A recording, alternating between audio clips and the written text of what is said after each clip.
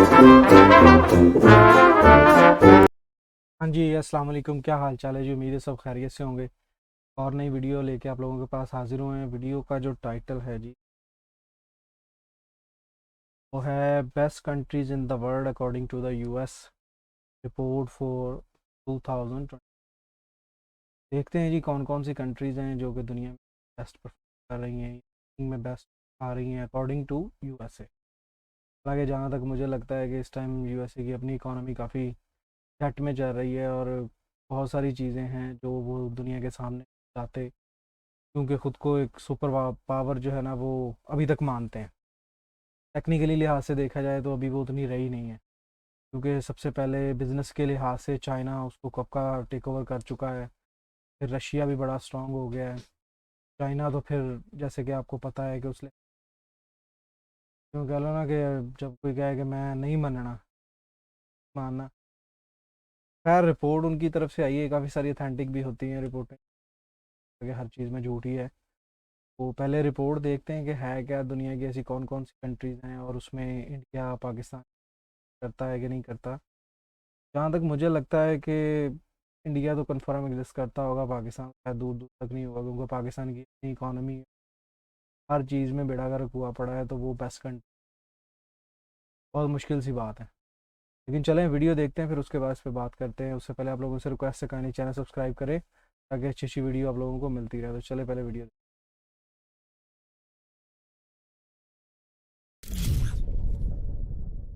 नमस्कार and welcome you to world affairs. मैं हूं प्रशांत धवन। नाउ दुनिया में बेस्ट कंट्री कौन सी है, अपने आप में काफी इंटरेस्टिंग सवाल है।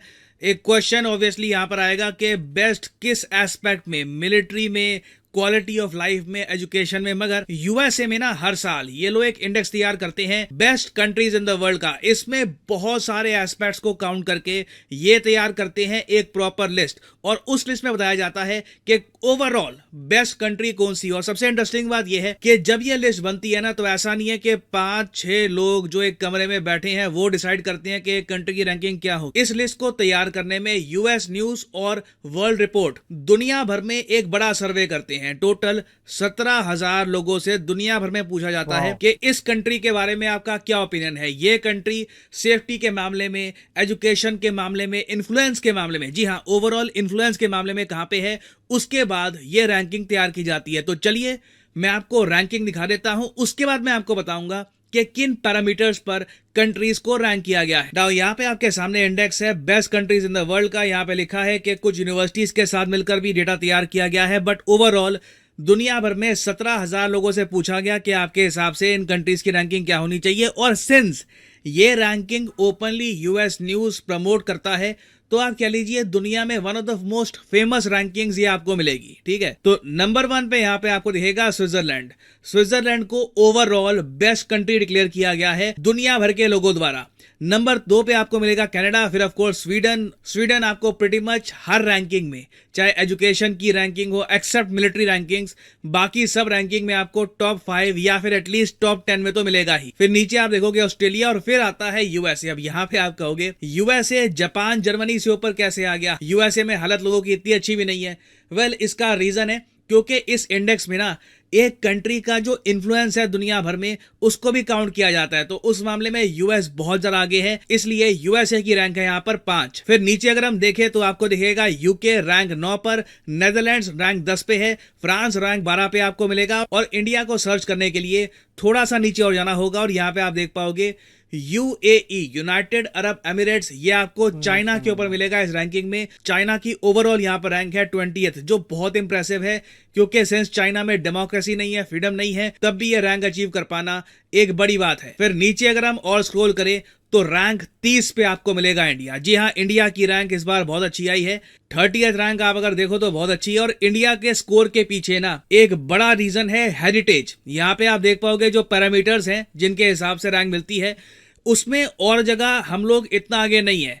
अगर हम इंडिया में एडवेंचर के हिसाब से देखें तो कंट्रीज मानती है कि एडवेंचर करने के लिए इतनी अच्छी जगह नहीं है। एजिलिटी के हिसाब से अगर हम देखें, एजिलिटी में ये लोग काउंट करते हैं कि एक कंट्री कितनी जल्दी अडेप्ट कर लेती है चेंजेस के मामले में, तो उस हिसाब से भी आप अगर देखो तो बहुत अच्छा स्कोर नहीं है हमारा। सबसे ज्यादा स्कोर हमको मिलता है हेरिटेज की वजह से, जो हमारी धरोहर है। दुनिया भी आज भी ना भारत की जो धरोहर है उसे बहुत रिस्पेक्ट करती है।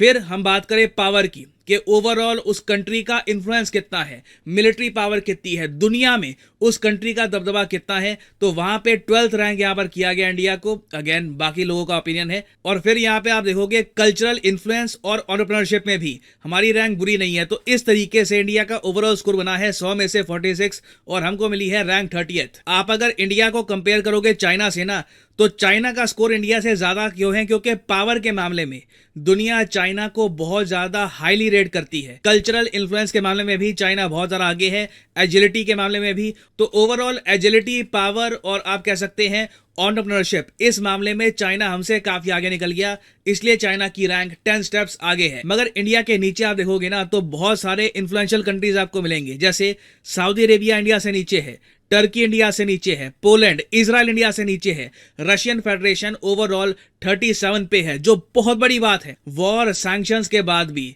अगर रशिया 37 पे है, it is not a small feet at all. और इंडिया के जो आसपास के देश हैं, अगर हम उनको देखें तो श्रीलंका की यहाँ पर रैंक है 54, बांग्लादेश की यहाँ पर रैंक है 69 विच इज वेरी नाइस। और पाकिस्तान को देखिए, यहाँ पर रैंक किया नहीं गया क्योंकि मैक्सिमम इन्होंने यहाँ पर कंट्रीज को रैंक किया है 87। मोस्ट प्रॉब्ली पाकिस्तान 87 के भी नीचे आ रहा था, तो इन्होंने यहाँ पर पाकिस्तान को रैंक किया ही नहीं है। और उसके अलावा नेपाल की भी यहाँ पे आपको रैंक नहीं मिलेगी। तो ये मैं कहूंगा इस लिस्ट में एक जगह भी बना पाना, ये भी कई कंट्रीज के लिए बहुत ही मुश्किल होता है। नाउ अब अगर हम बात करें मेथोडोलॉजी की, कि इन सब कंट्रीज को रैंक किया कैसे गया है, रीजन यहाँ पर क्या था, तो यहाँ पर आप लोग देख पाओगे इन्होंने ये बात साफ लिखी है कि सबसे ज्यादा वेट दिया गया है एंटरप्रेन्योरशिप को, कि एक देश में से कितने ज़रा बढ़िया बिजनेसमैन निकलते हैं, वो दुनिया में कितना अपना एम्पायर फैला पाते हैं। अब चाइना के पर्सपेक्टिव से देखो तो इनकी कंपनीज हैं जो एक बार को अगर अमेरिका के सैंक्शंस ना लगे होते तो यूरोप और परहैप्स इवन अमेरिकन मार्केट में भी अपना ठीक ठाक दबदबा बना लेती। तो एंटरप्रेन्योरशिप के मामले में आप अगर देखें तो हमें इंप्रूवमेंट करने की आवश्यकता है। फिर यहाँ पे क्वालिटी ऑफ लाइफ को दी गई है second highest weightage. Quality of life में आता है कि क्या यहाँ पर जॉब मार्केट अच्छा है, नौकरी आराम से लग जाती है आपकी, क्या ये देश अफोर्डेबल है, इन्फ्लेशन बहुत हाई तो नहीं है, इकोनॉमिकली क्या स्टेबल कंट्री है। और क्वालिटी ऑफ लाइफ में भी आप देखो ना, तो इंडिया का स्कोर काफी कम है, हमें ओवरऑल 100 में से सिर्फ 19 स्कोर मिला है। वेराज आप अगर चाइना को देखो तो चाइना में 100 में से इनको स्कोर मिला था 43। और अगेन ये दुनिया के लोगों का ओपिनियन है। फिर एजिलिटी के बारे में मैं आपको बता चुका हूं। सोशल पर्पस भी बहुत इंपॉर्टेंट है कि उस कंट्री में ह्यूमन राइट्स की कितनी केयर होती है, एनवायरमेंट की कितनी केयर होती है, क्या जेंडर इक्वलिटी वहां पर है, क्या वहां पर ट्रस्टवर्दीनेस है। तो उस मामले में भी आप अगर देखो ना, तो सोशल पर्पस में हमें 100 में से 3 नंबर दिए गए हैं। चाइना को आप अगर देखो तो चाइना का स्कोर हमसे भी कम है, चाइना को 100 में से 2.3 मार्क्स दिए गए थे। फिर नीचे बाकी एस्पेक्ट आ जाते हैं, मूवर के कितना डायनामिक कंट्री है, कितना यूनिक कंट्री है। उस मामले में देखिए इंडिया को बहुत अच्छा स्कोर मिला था। आप देखोगे मूवर्स में 100 में से 76 मार्क्स हमको मिले हैं, जबकि चाइना का स्कोर हमसे कम है। तो अगेन आप कह लीजिए हमको जो एडवांटेज मिल रहा है, जो हमारी धरोहर है, जो हिस्ट्री है हमारी, उसकी वजह से ही यहाँ पे मिल रहा है, नहीं तो इंडिया की रैंक काफी खराब आ जाती। तो फाइनली यहाँ पे मैं आपसे पूछना चाहूंगा कि क्या आप इस रैंक से ओवरऑल एग्री करते हैं? क्या आप जेन्युइनली मानते हैं कि Switzerland overall best country in the world है, यूएसए नंबर 5 पे आना चाहिए, चाइना नंबर 20 पर और इंडिया नंबर 30 पर? शेयर करिएगा अपने ओपिनियन, मैं जानना चाहूंगा आपके थॉट्स। जी, तो फिर सुनिए आपने बातें यार, और देखिए आपने रैंकिंग, मैंने तो यार काफ़ी हैरानकुन चीज़ें देखी हैं इसमें कि इतना कुछ मेजर किया जाता है रैंकिंग में लाने के लिए। ये आइडिया नहीं था मुझे, जो था वो यही था कि जी बिज़नेस को और पॉलिटिक्स इन चीज़ों को किया जाता है, लेकिन ओवरऑल सारा कुछ चेक किया जाता है जिसमें सोशलिज्म भी है, जॉब्स के ऊपर है, जेंडर इक्वालिटी है, और मतलब सो ऑन काफ़ी सारी चीज़ें हैं। फिर लोगों के लिए एडवेंचर कितना है उधर, पुरानी चीज़ों को कितना संभाल के रखा हुआ है। तो स्विट्ज़रलैंड जो है, नो डाउट कि वो बड़ा एक पावरफुल कंट्री है, उसके अंदर बहुत सारी खूबसूरत, कुछ हद तक माना ये भी जाता है कि दुनिया में एक जन्नत जो है वो स्विट्ज़रलैंड है, कि वो बहुत खूबसूरत पहाड़ी इलाका है, बहुत ही खूबसूरत। नो डाउट एडवेंचर्स के लिए भी उन्होंने बहुत सारी चीज़ें बनाई। फिर पुरानी जितने भी, मैंने अगर यूरोप की बात की जाए तो आपको नॉर्मली वहाँ पे बहुत सारे ऐसे स्ट्रक्चर्स मिलेंगे, बिल्डिंग्स मिलेंगी, घर मिलेंगे जो कि 200 साल, 300 साल, 500 साल पुराने हैं। और वो गवर्नमेंट उनकी टेक केयर करती है, उनकी मेंटेनेंस के लिए लोगों को हायर करती है, प्रॉपर उनकी मेंटेनेंस होती है। ऐसा नहीं कि टूट रहा है तो बस टूट जाए बाहर। तो अगर किसी का ऑनर भी है कोई उस प्रॉपर्टी का, तो तब भी गवर्नमेंट कोशिश करती है कि उसकी टेक केयर करे, कि जो खूबसूरती है, जो एक पुराना कल्चर है, वो लोगों को पता चले, लोग देखें और के आए। ऐसा नहीं है कि बस जो टूट रहा है वो टूट रहा है। और पाकिस्तान इसमें रैंकिंग में क्यों नहीं आया, क्योंकि जैसे कि उसने भी बताया कि टोटल 87 थे और शायद पाकिस्तान से भी नीचे था। तो लास्ट पे आई थिंक ईरान था, और बड़ी हैरानगी की बात है कि ईरान जो है इस रैंकिंग में जगह बना पा रहा है। देखा जाए तो सही भी है, पाकिस्तान क्यों नहीं बना पाया, क्योंकि टाइम टोटल अनस्टेबिलिटी है वहाँ पे, टोटल ही ऑलमोस्ट। जॉब्स नहीं, हर चीज़ इतनी महंगी है, तो लोग दर दर की ठोकरें खा रहे हैं, वो हिसाब हुआ पड़ा है। बिजनेस कर रहे हैं, दुकानें चला रहे हैं, सुबह को जाते हैं, शाम को वैसे ही घर आ जाते हैं। क्यों? क्योंकि लोगों के पास इतनी सकत ही नहीं है, इतने पैसे ही नहीं है कि कुछ आगे कुछ परचेज कर। ओवरऑल क्वालिटी जो है वो ख़राब ही है। तो इस लिहाज से मेरा ख्याल है कि सही है। मैं इस लिस्ट को डिसएग्री नहीं करता, क्योंकि लोगों, स्पेशली ह्यूमन राइट्स जो हैं वो कंट्रीज़ में, यूरोप में कंट्रीज़ में बहुत, ऐसा नहीं है कि बस पावर है उसकी तो उसी की भैंस है, ऐसा सीन नहीं। पाकिस्तान में जैसे कि आपको पता है कि पिछले टाइम से यही चीज़ें चल रही हैं कि बस के हाथ में लाठी है, कोई रन कर रहा है, के पास पावर है, वो चाहे पॉलिटिशियन, डेमोक्रेट है, कहीं का भी है, वो ही रन कर रहा है।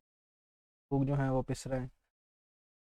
तो यहाँ से मैं इस लिस्ट से डिसएग्री नहीं करता। पास कोई ऐसा जवाब है ही नहीं कि मैं बोलूँ कि इसमें ये फेक है। ये हम हम तब बोल सकते हैं ना कि अगर हमारी अपनी कंट्री के अंदर कोई ऐसी पावर होगा, हम कहें यार हमारी कंट्री का इस लिस्ट, ये लिस्ट फेक। क्यों? क्योंकि हमारी कंट्री के अंदर सारी प्रॉब्लम्स, मतलब होगा नाम कोई 150 से पीछे, 125 से पीछे, 20 30 तक रेंज में होगा, वो कोई अच्छी बात नहीं है। और इंडिया इस टाइम पर 30 पे है, इट्स वेरी गुड नंबर। और 50 के अंदर चाइना 20 नंबर पे है। मतलब वो कंट्री जैसे चाइना, अगर इंडिया उनमें जगह भी बना पा रहा है, मीन कुछ ना कुछ तो ऐसा कर रहा है ना कि इतनी स्ट्रॉन्ग और इतनी पावरफुल कंट्रीज़ को टक्कर दे रहा है। हमारे लिए ये शर्म की बात है कि हम तो लिस्ट में भी नहीं आए। लेकिन देख के कई चीज़ें जो हैं पता चला है कि ही ये बात वही जो स्टार्टिंग में मैंने आपसे की थी कि ऑफिस में बैठ के नहीं, मुझे आइडिया नहीं बनती कैसे। लोगों ने बताया कम से कम 17,000 लोग हैं जो इन्वॉल्व होते हैं, हर चीज़ चेक कर, सिर्फ एक आधी चीज़ नहीं होती, ओवरऑल सारा चेक करके फिर उसके बाद उसे रैंकिंग नंबर्स दिए जाते हैं, उनका टोटल किया जाता है, हिसाब से जिसके नंबर आते हैं रैंकिंग में। उम्मीद है आप लोगों को वीडियो अच्छी लगी होगी, मुझे तो यार काफ़ी इन्फॉर्मेटिव लगी है। इस तरह की इंशाल्लाह वीडियोज़ और भी लाते रहेंगे आपके लिए। मुझे नहीं इजाज़त। अस्सलाम वालेकुम।